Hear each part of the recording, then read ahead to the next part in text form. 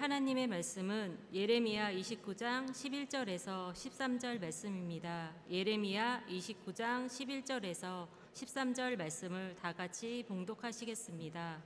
야훼의 말씀이니라. 너희를 향한 나의 생각을 내가 아나니 평안이요 재앙이 아니니라. 너희에게 미래와 희망을 주는 것이니라. 너희가 내게 부르짖으며 내게 와서 기도하면 내가 너희들의 기도를 들을 것이요 너희가 온 마음으로 나를 구하면 나를 찾을 것이요 나를 만나리라. 아멘. 저는 오늘 이 시간 우리를 향한 하나님의 생각이란 제목으로 말씀을 잠시 나누려고 합니다. 말씀의 제목을 함께 따라해 보길 원합니다. 우리를 향한 하나님의 생각. 우리를 향한 하나님의 생각. 여러분, 오늘 우리가 함께 읽은 본문 말씀은 많은 분들이 가장 사랑하고 또 가장 의지하는 말씀 중 하나일 것입니다. 그래서 많은 분들이 이 말씀을 예쁜 액자에 담아 거실에 걸어놓기도 하고 또 책상 앞에 붙여놓고 암송을 하기도 합니다. 저도 이 말씀을 참 좋아합니다. 왜냐하면 이 말씀이 너무나 큰 위로와 힘을 주는 말씀이기 때문입니다. 특히나 11절 말씀은 야훼의 말씀이니라. 너희를 향한 나의 생각을 내가 아나니 평안이요 재앙이 아니니라. 너희에게 미래와 희망을 주는 것이니라 라고 이렇게 말씀하고 있는데요, 이 말씀을 보면 하나님께서 우리를 향해 갖고 계신 생각이 재앙이 아니라 평안이고 절망이 아니라 우리에게 미래와 희망을 주시는 것이라고 말씀하고 있습니다. 저는 이 말씀을 읽기만 해도 가슴이 따뜻해지고 또 어떠한 어려움도 이겨낼 수 있을 것 같은 믿음과 용기를 얻는 것 같습니다. 여러분, 그런데 이 말씀이 어떠한 배경 속에 쓰여졌는가를 우리가 알게 되면 꽤 놀라실 분들이 많이 계실 것 같습니다. 그리고 이 말씀의 진짜 무게와 깊이를 깨닫게 되실 것 같습니다. 왜냐하면 이 말씀은 유다 백성들이 예루살렘에서 평안하게 잘 살고 있을 때 주어진 말씀이 아니라 그들의 인생이 송두리째 무너져 내리고 모든 것을 잃어버린 절망의 순간에 선포된 말씀이기 때문입니다. 여러분, 한번 상상해 보십시오. 예루살렘 성전은 불타고 있습니다. 자신들을 지켜줄 것이라고 믿었던 유다의 왕과 지도자들은 밧줄에 묶여 짐승처럼 끌려가고 있습니다. 수많은 백성들은 칼에 죽거나 뿔뿔이 흩어졌고 남은 자들은 수천 킬로미터나 되는 떨어진 낯선 땅 바벨론으로 맨발로 끌려가고 있습니다. 그들은 눈앞에서 가족이 죽고 이웃이 쓰러지는 끔찍한 광경을 목격했습니다. 이제 그들에게 남은 것은 아무것도 없었습니다. 집도 나라도 희망도 모두 다 잃어버렸습니다. 그래서 그들의 마음속에는 이제 우리는 망하게 되었구나, 하나님이 우리를 완전히 버리셨구나 라는 생각이 들었을 것입니다. 그런데 바로 그때 하나님께서 절망의 한복판에 서 있는 유다 백성들을 향해서 이렇게 말씀하셨던 것입니다. 아니다, 너희는 끝나지 않았다. 너희를 향한 나의 생각은 재앙이 아니라 평안이다. 내가 너희를 버린 것이 아니다. 나는 너희에게 미래와 희망을 줄 것이다. 여러분, 많은 사람들이 오늘 본문 말씀을 좋아하는 이유는 아마도 평안, 미래, 희망이란 단어를 통해서 하나님이 나에게 좋은 일을 주실 거야 라는 그런 위로와 소망의 말씀으로 받아들이기 때문일 것입니다. 하지만 이 말씀은 단순히 우리를 위로하기 위한 말씀이 아닙니다. 그 안에는 유다의 죄악에 대한 하나님의 심판과 경고, 그리고 그럼에도 불구하고 변함없이 약속하시는 하나님의 사랑과 회복의 메시지가 함께 담겨 있는 것입니다. 그래서 우리가 오늘 본문 말씀 앞절 말씀인 4절 말씀을 보면요, 다음과 같이 충격적인 사실을 우리가 마주하게 됩니다. 내가 예루살렘에서 바벨론으로 사로잡혀 가게 한 모든 포로에게 야훼께서 이와 같이 말씀하시니라. 여러분, 이 말씀을 잘 보십시오. 이 말씀을 보면 바벨론이 유다를 사로잡아갔다라고 이렇게 말씀하시는 것이 아니라 내가 유다를 바벨론으로 사로잡혀 가게 하였다라고 이렇게 하나님께서 말씀하고 계십니다.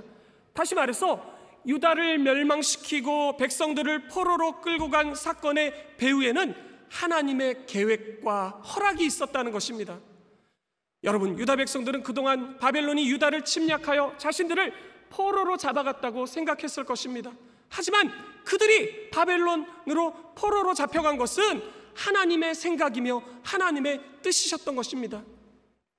여러분, 이것은 우리에게 굉장히 중요한 영적 원리를 가르쳐 줍니다. 여러분, 우리도 때로는 이해할 수 없는 고난과 아픔이 찾아올 때 왜 하필 나에게 이런 일이 찾아왔는가라고 이렇게 생각할 수가 있습니다. 하지만 성경은 우리에게 말씀하시기를 참새 한 마리가 땅에 떨어지는 것조차 하나님의 허락 없이는 되지 않는다고 말씀하고 있습니다. 그런데 하물며 하나님의 자녀인 우리에게 일어나는 일들이 우연이라는 것이 존재할 수 있을까요? 우리의 삶은 결코 우연한 일이라는 것이 없는 것입니다. 그것이 비록 고통스러운 일이라 할지라도 모든 것이 하나님의 계획과 섭리 가운데 있는 것입니다. 오늘 말씀은 우리에게 그것을 먼저 가르쳐주고 있습니다. 여러분, 그렇다면 하나님은 유다 백성들을 왜 바벨론의 포로로 보내셨을까요? 그 표면적인 이유에 대해서 예레미야 2장 13절은 이렇게 명확하게 기록하고 있습니다. 내 백성이 두 가지 악을 행하였나니 곧 그들이 생수의 근원되는 나를 버린 것과 스스로 웅덩이를 판 것인데 그것은 그물을 가두지 못할 터진 웅덩이들이니라. 여러분, 하나님께서 지적하신 유다의 죄는 두 가지였습니다. 첫 번째는 생수의 근원, 즉 모든 생명과 축복의 원천이신 하나님을 유다 백성들이 버린 것입니다. 그리고 두 번째는 스스로 웅덩이를 판 것인데, 여기서 물을 가두지 못할 터진 웅덩이라는 것은 우상 숭배를 가리키는 것입니다. 당시 풍요와 다산을 약속하는 바알과 아세레와 같은 신들을 유다가 섬겼던 것을 이와 같이 비유로 말씀하신 것입니다. 여러분, 그런데 이 비유가 얼마나 기가 막힌 비유인지 모릅니다.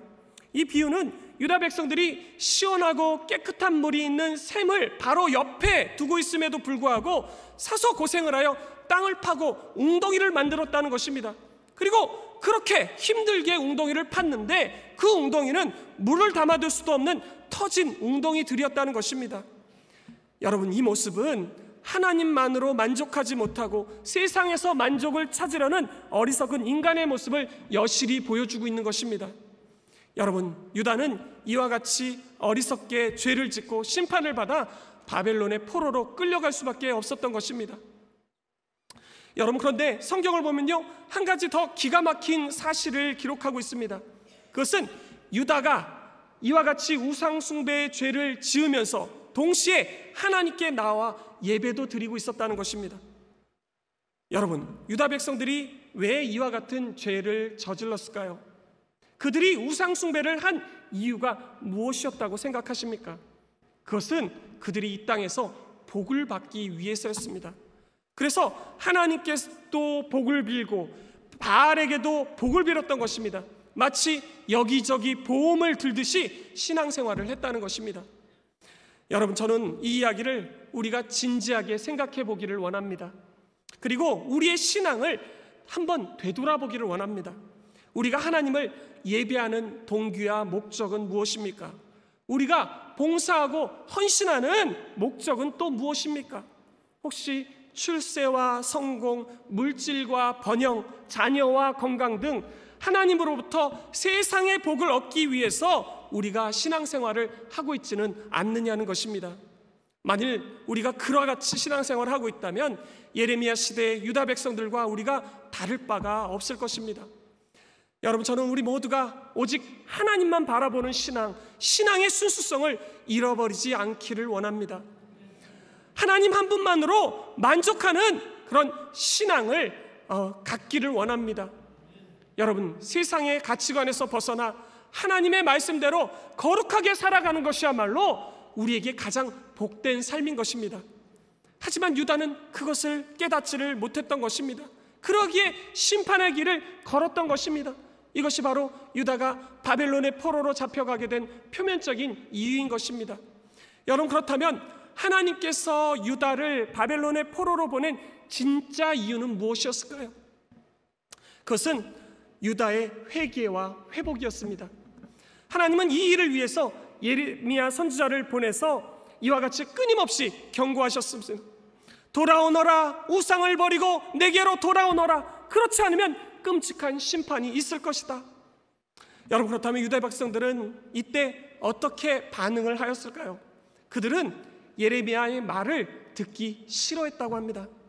왜냐하면 자신들은 하나님의 택함 받은 백성인데 어떻게 이방 나라에 이에 성전이 파괴되고 포로로 끌려갈 수 있겠느냐는 것입니다. 그리고 이와 같은 일이 일어나는 것은 하나님의 명예를 손상시키는 일이라고 생각을 했다고 합니다. 그래서 그들은 듣기 거북한 말을 전하는 예레미야를 때리고 구덩이에 가두고 조롱하고 핍박했던 것입니다.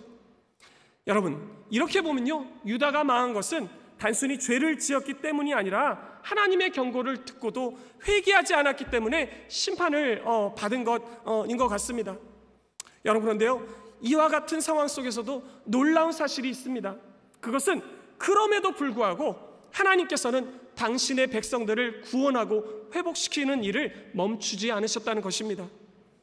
여러분, 하나님이 유다 백성들을 구원하고 회복하시기 위해서 일하고 계시다는 사실을 여러분, 우리는 유다 백성들이 바벨론에서 어떻게 포로 생활을 하였는지를 통해서 한번 생각해 볼 수가 있는데요, 이 유다 백성들은요, 바벨론에 포로로 끌려갔을 때 감옥에 갇혀서 산 것이 아니었다고 합니다. 비록 포로의 신분이긴 했지만 생명을 보존할 수가 있었고 그곳에서 율법을 배우고 가르치며 살아갈 수가 있었다고 합니다. 그래서 그들에게는 다음과 같은 커다란 의문이 있었습니다. 하나님, 심판하시려면 완전히 심판을 하시지 왜 이방 나라의 포로로 이렇게 치욕스럽게 살아가게 하십니까? 왜 우리를 유다 땅으로 속히 돌려보내지 않으십니까? 여러분들, 이 이야기를 통해서 우리가 분명히 알 수 있는 사실이 있습니다. 그것은 하나님의 궁극적인 목적은 심판이 아니었다는 것입니다. 하나님의 궁극적인 목적은 그들이 멸망당하는 것이 아니라 다시 회복하는 것이었습니다. 여러분, 이 질문에 대한 답은요, 너무나 당연한 것인데요, 여러분은 하나님이 선하신 분이신 것을 믿으십니까? 그렇다면 제가 한 번 더 질문을 드리겠습니다. 이렇게 질문을 드리면 마치 결혼식 주례를 하는 것 같은데, 여러분은 기쁠 때나 슬플 때나 하나님이 언제나 선하신 분이신 것을 믿으십니까? 여러분, 제가 이렇게 두 번이나 질문을 드린 이유가 있습니다. 그것은 우리의 삶에 좋은 일이 일어나면 우리는 하나님은 참 선하신 분이시구나 라고 이렇게 고백을 합니다. 그런데 만약 조금이라도 좋지 않은 일이 생기면 직접 말씀은 안 하시지만 얼굴에 글쎄요 라고 이렇게 써 있는 분을 제가 본 적이 있는 것 같습니다. 그래서 질문을 한 번 더 드렸던 것입니다.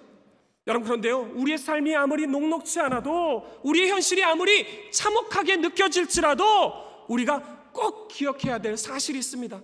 그것은 우리를 향하신 하나님의 계획과 뜻은 언제나 선하시다는 것입니다. 여러분, 그렇다면 조금 전에 여러분이 하나님은 선하신 분이십니다 라고 이렇게 고백을 하셨는데, 하나님이 선하신 분이신 것을 여러분은 어떻게 아십니까? 그 기준은 조금 전에 말씀드렸듯이 내 삶에 좋은 일이 생겼는가, 좋지 않은 일이 생겼는가에 달려있지 않습니다. 그 기준은 언제나 우리를 향하신 하나님의 생각과 뜻에 있는 것입니다. 그러니까 우리가 하나님을 선하신 분이라고 부를 수 있는 것은 우리의 삶이 평탄하기 때문이 아니라 우리를 향한 하나님의 생각과 뜻이 언제나 선하시고 옳으시기 때문이라는 것입니다. 여러분, 그런데 오늘 말씀을 보면 안타깝게도 유다 백성들은 자신들을 향한 하나님의 생각이 무엇인지를 잘 알지 못했다고 합니다. 그들에게 있어서 유일한 소망은 그저 오직 유다 땅으로 속히 돌아가는 것뿐이었습니다. 하지만 그것은 하나님의 생각이 아니었습니다.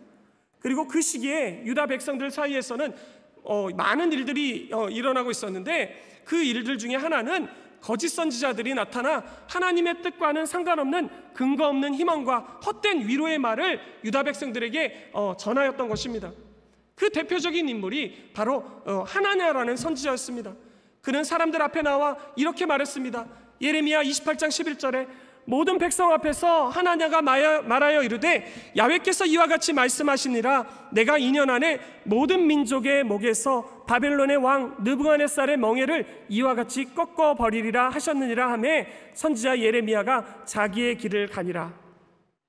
여러분, 이 말씀은 하나냐가 이와 같이 거짓 예언을 했다는 것입니다. 하나님께서 말씀하셨는데 내가 2년 안에 바벨론 왕 느부갓네살의 멍에를 꺾어버릴 것이다. 그러니 너희는 자유를 얻어 유다 땅으로 돌아가게 될 것이다. 이렇게 말하셨습니다. 이렇게 거짓 예언을 했다는 것입니다. 여러분, 이 말이 유다 백성들의 귀에 얼마나 듣기 좋은 말이었겠습니까? 또 이 말을 들은 유다 백성들은 얼마나 그 마음에 기쁨이 있었겠습니까? 또 그들의 마음에는 드디어 돌아갈 수 있겠구나 하는 희망으로 부풀어 올랐을 것입니다. 하지만 하나님은 그런 말씀을 하신 적이 없으셨습니다. 그리고 하나님이 실제로 하신 말씀은 예레미야 29장 10절에 이렇게 기록되어 있습니다. 야훼께서 이와 같이 말씀하시니라 바벨론에서 70년이 차면 내가 너희를 돌보고 나의 선한 말을 너희에게 성취하여 너희를 이곳으로 돌아오게 하리라. 여러분, 이 말은 유다 백성들에게 듣기 좋은 말이 아니었습니다. 그리고 이 말의 의미는 단순히 때가 되면 내가 너희를 돌아가게 하겠다라는 그런 말이 아니라 너희는 바벨론에서 뿌리를 내려라 라고 이렇게 하신 말씀이었습니다. 여러분, 그리고 이 말이 유다 백성들에게 청천벽력 같은 말씀처럼 들린 이유가 있었는데 그 이유는 그들의 생각 속에는 부정한 이방 나라의 땅에서는 하나님의 은혜가 임할 수가 없다. 하나님의 복은 오직 성전에 있는 예루살렘에서만 받을 수가 있다. 이런 고정관념이 그들의 머릿속에 있었기 때문이었습니다. 그런데 하나님께서 지금 그들에게 말씀하시기를 바벨론에서 뿌리를 내려라 라고 이렇게 말씀하셨으니 그들에게는 이 말이 마치 하나님의 은혜가 끊어졌다는 선언처럼 들렸을 것입니다. 그리고 여러분, 그것은요 사실 그들의 생각이었지 하나님의 생각은 아니셨던 것입니다. 그렇다면 하나님은 왜 바벨론에서 뿌리를 내려라 라고 이렇게 말씀하셨을까요? 그것은 하나님의 편지하심, 그러니까 하나님은 어디에나 계신 분이라는 것과 또 하나님의 통치하심을 가르쳐 주기 위함이었습니다. 다시 말해서 하나님은 내가 너희와 함께한다. 너희가 어디에 있든지 어떤 환경에 있든지 나를 예비할 수 있고 나를 만날 수가 있다는 것을 가르쳐 주려고 하셨던 것입니다. 여러분, 하나님은 유대 땅에만 계신 분이 아니라 모든 나라와 모든 민족을 다스리시는 온 세상의 주권자이신 것입니다. 그러므로 하나님께서는 그들의 형식적인 신앙의 틀을 깨뜨리고 진정한 그런 믿음을 주시기를 원하셨던 것입니다. 그래서 오늘 본문 말씀 12절과 13절에 하나님은 이렇게 말씀하셨습니다. 너희가 내게 부르짖으며 와서 내게 기도하면 내가 너희를 들을 것이요 너희가 전심으로 나를 찾고 찾으면 나를 만나리라. 여러분, 어느 땅에서요? 바벨론 땅에서, 포로된 땅에서 너희가 나를 위해서 나에게 기도하면 내가 들을 것이라고, 너희가 나를 예배하면 내가 그 예배를 받겠다고 말씀하시는 것입니다. 여러분, 이 말씀은 우리에게도 큰 깨달음을 줍니다. 그것은 우리가 있는 바로 이 자리, 우리의 삶의 현장, 직장, 가정, 학교가 하나님을 만날 수 있는 거룩한 장소가 될 수 있다는 것입니다. 하나님은 교회 건물에만 계신 분이 아니라 하나님의 백성이 있는 곳이라면 어디든지 계시며 그것이 예배의 자리요 하나님의 임재하시는 자리가 되는 것입니다. 여러분, 그리고 이 말씀을 조금 더 깊이 살펴보면 유다 백성들이 예루살렘 성전에서만 하나님을 만날 수 있다라고 이렇게 생각했다는 것은 결국 그들이 성전에 갈 때만, 예루살렘 성전에 갈 때만 하나님을 찾았다는 이야기가 되는 것입니다. 그러니까 그들은요, 신앙과 삶이 분리된 이중적인 신앙생활을 하고 있었던 것입니다. 여러분, 신앙생활에서 이 조금 부정적인 뉘앙스로 표현하는 말이 하나 있습니다. 여러분, 그 말이 뭔지 아십니까? 바로 이 썬데이 크리스찬입니다. 이 말은 여러분 단순히 주일에만 교회에 나오는 사람을 이야기하는 것이 아닙니다. 주일에만 교회에 와서만 그리스도인으로 살아가는 사람을 가리키는 말인 것입니다. 여러분, 이런 이야기가 있습니다. 어떤 회사에서 회식을 하는데 한 남자 직원이 교회를 다닌다는 사실이 밝혀졌다고 합니다. 그런데 그 이야기를 들은 회사의 오너가 이렇게 말했다고 합니다. 아니, 오대리 교회를 다녔어? 난 이래서 오대리가 좋더라. 사람이 말이야 교회를 다녀도 티를 안 내. 그래서 오대리는 오너에게 더욱더 사랑을 받았다는 전설적인 이야기가 있습니다. 여러분, 그런데 이게 칭찬입니까? 오너는 분명 칭찬처럼 말했지만 신앙의 관점에서는 결코 칭찬이 아닌 것입니다. 여러분, 신앙은요, 숨길 것이 아니라 드러내야 되는 것입니다. 믿음은 주일에만 나타나는 것이 아니라, 교회에서만 나타내는 것이 아니라 우리의 모든 시간과 모든 환경 속에서 나타내야 되는 것입니다. 여러분, 우리는 이중적인 신앙생활이 아니라 믿음과 삶이 일치되는 신앙생활을 해야 할 것입니다. 교회 안에서도 세상 속에서도 똑같이 하나님을 사랑하고 하나님의 자녀로서 믿음을 지키며 살아가는 진짜 신앙인이 되어야 되는 것입니다. 여러분, 그리고 하나님께서 바벨론에 뿌리를 내려라 하신 또 다른 이유가 있습니다. 그것은 유다 백성들이 하나님의 백성으로서 거룩한 자녀로서 그 믿음이 성장되기를 원하셨기 때문이었습니다. 사실 이 유다 백성들에게 바벨론 땅은 마치 출애굽한 이스라엘 백성들에게 광야와 같은 곳이었습니다. 여러분, 광야가 어떤 곳입니까? 출애굽한 이스라엘 백성들이 하나님의 백성으로 훈련받기 가장 좋은 장소였습니다. 마찬가지로 하나님께서 유다 백성들을 바벨론 포로로 보내신 이유도 바로 여기에 있는 것입니다. 그들이 그동안 우상 숭배에 빠져 있었지만 이제는 하나님을 다시 알고 거룩한 백성으로 세워주도록 훈련받게 하시기 위해서 하나님은 그들을 바벨론의 포로로 보내신 것입니다.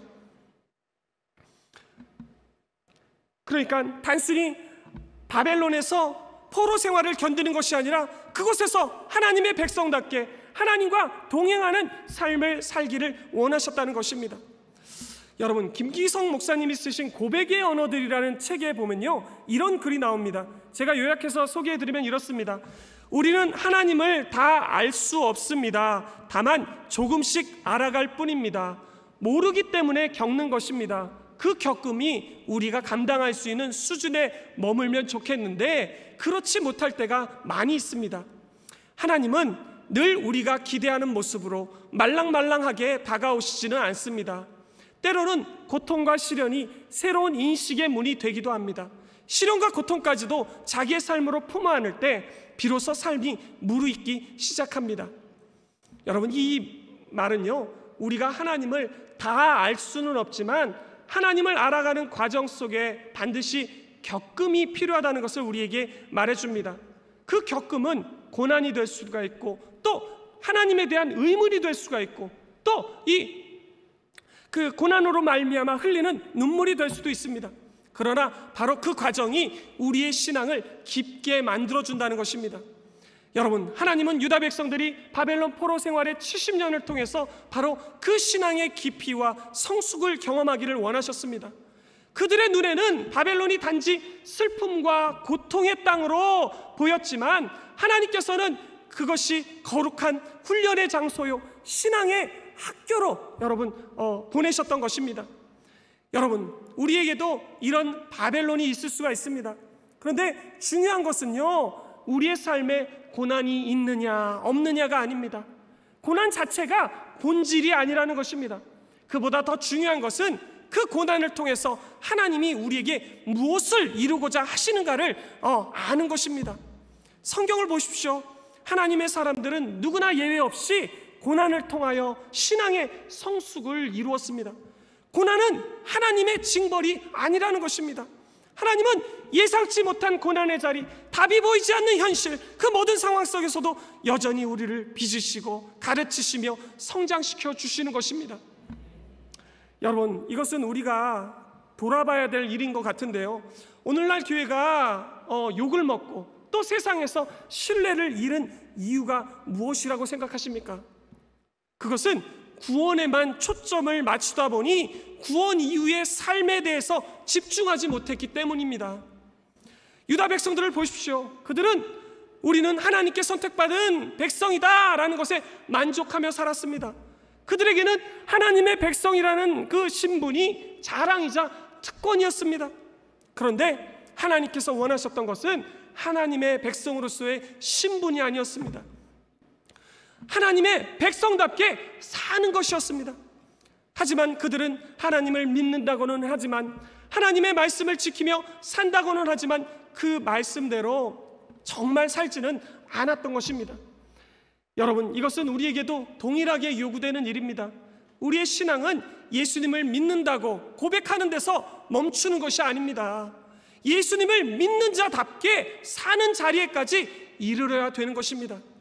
이것이 바로 우리에게 주어진 숙제인 것입니다. 여러분, 저는 우리 모두에게 고난을 영적으로 바라보는 눈이 열리기를 원합니다.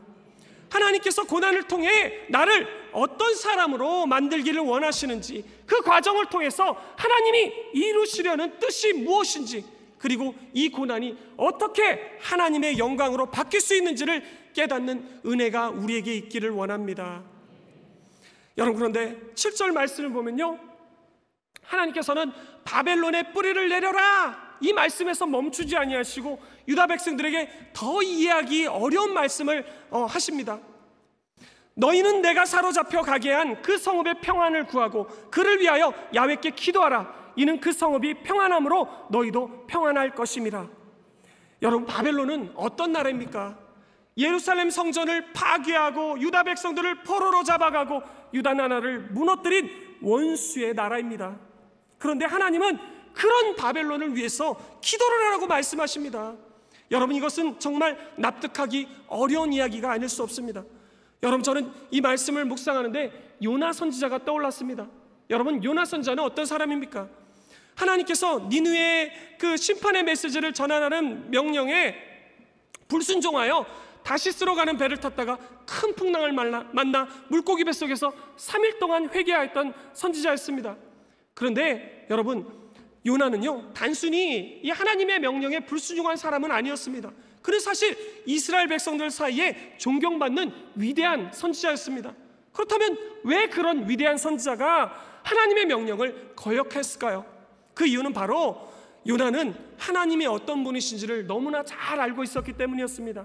하나님은 자비로우시고 노하기를 더디하시며 악한 자라 할지라도 회개하면 용서하시는 분인 것을 요나는 알고 있었습니다. 다시 말해서 하나님께서 이스라엘을 괴롭혔던 니느웨에게 심판의 메시지를 전하라고 하신 것은 그들에게 회개의 기회를 주시고 그들을 용서하시기 위한 것임을 알았기 때문이라는 것입니다. 요나는 하나님의 이와 같은 자비를 도무지 받아들일 수가 없었던 것입니다. 여러분, 그런데 오늘 말씀의 유다 백성들도 이 요나 선지자와 똑같은 마음이었을 것입니다. 아니, 우리를 괴롭힌 원수인 바벨론을 위해서 기도하라니요, 이것은 정말 말도 안 되는 이야기입니다, 이렇게 여러분 이야기했을 것입니다. 여러분, 그런데 이때 바벨론의 포로가 된 유다 백성들의 공통된 기도 제목이 무엇이었을 거라고 여러분은 생각하십니까? 그들의 공통된 기도 제목은 아마도 바벨론의 멸망이었을 것입니다. 그런데 하나님은 바벨론의 샬롬, 바벨론의 평강을 위해서 기도하라고 명령을 하시는 것입니다. 여러분, 그렇다면 왜 하나님은 유다에게 이와 같이 불편한 요구를 하시는 것일까요? 그 뜻은 무엇이었을까요?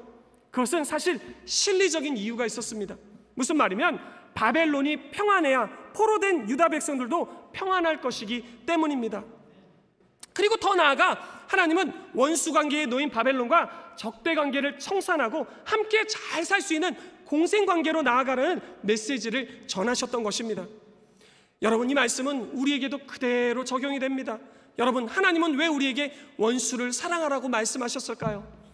그 첫 번째 이유는 하나님께서 우리를 먼저 사랑하셨기 때문입니다. 하나님은 우리가 아직 죄인 되었을 때 독생자 예수 그리스도를 우리에게 보내주셔서 우리 죄를 대신하여 죽게 하셨습니다.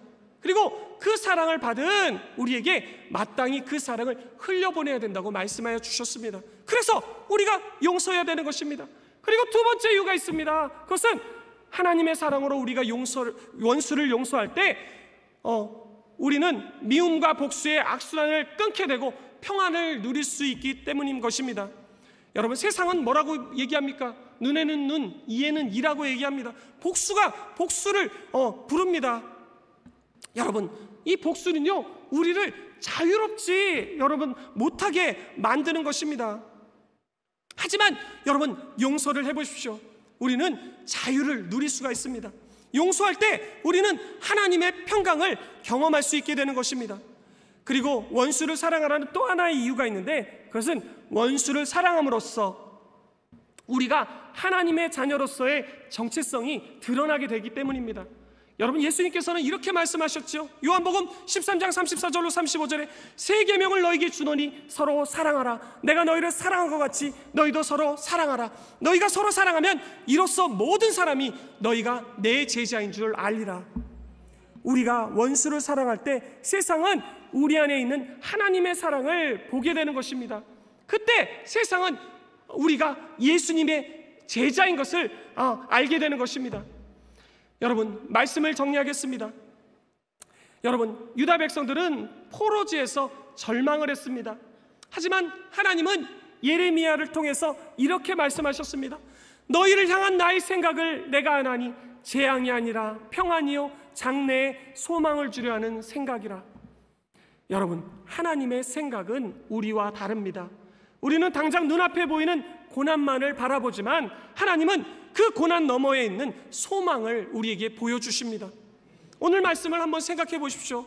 하나님이 유다를 바벨론에 사로잡혀게 하신 것은 유다를 버리신 것이 아니었습니다. 오히려 바벨론이라는 연단의 도구를 통해서 다시 유다를 회복시키려는 계획을 가지고 계셨습니다.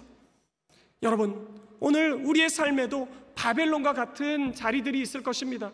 원하지 않는 환경, 답답한 상황, 이해할 수 없는 고난 등이 우리에게 찾아올 것입니다.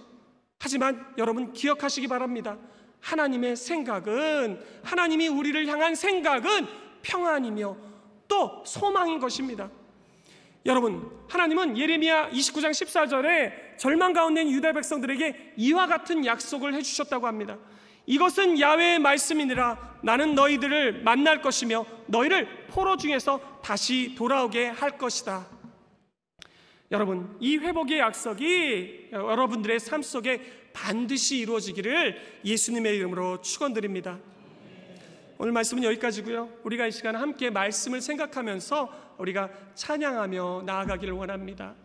내용은 안전합니다라는 찬양인데요, 오늘 말씀을 하나씩 하나씩 떠올리면서 함께 찬양했으면 좋겠습니다.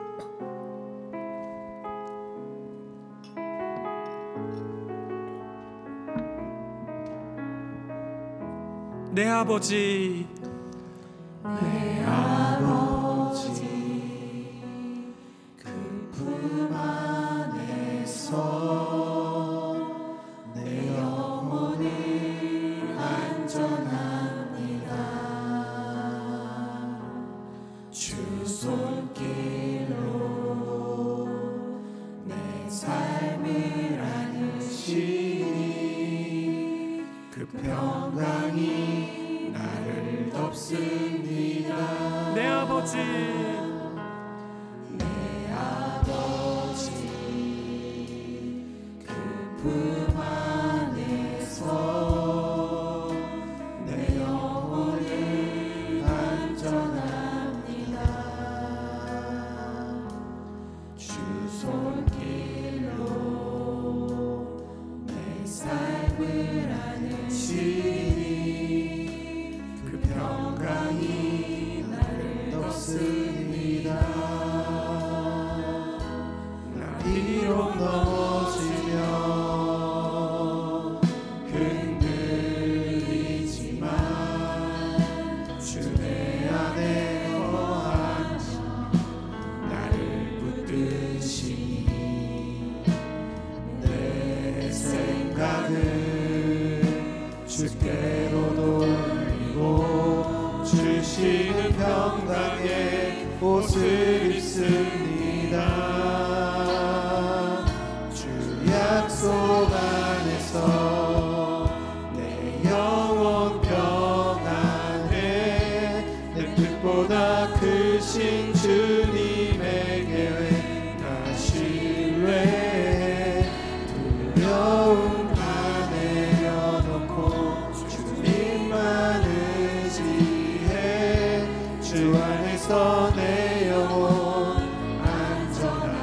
다시 한번 찬양하겠습니다. 내 아버지,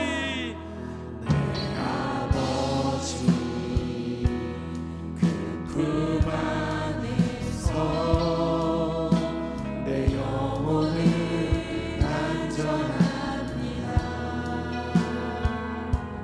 주 손길로 내 삶을 안으시니 그 평강이 나를 덮습니다.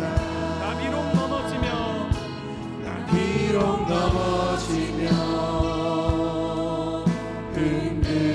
흔들리지만 주 내 안에 거하며 나를 붙드시니 내 생각을 주께로 돌리고 주시는 평강의 옷을 입습니다.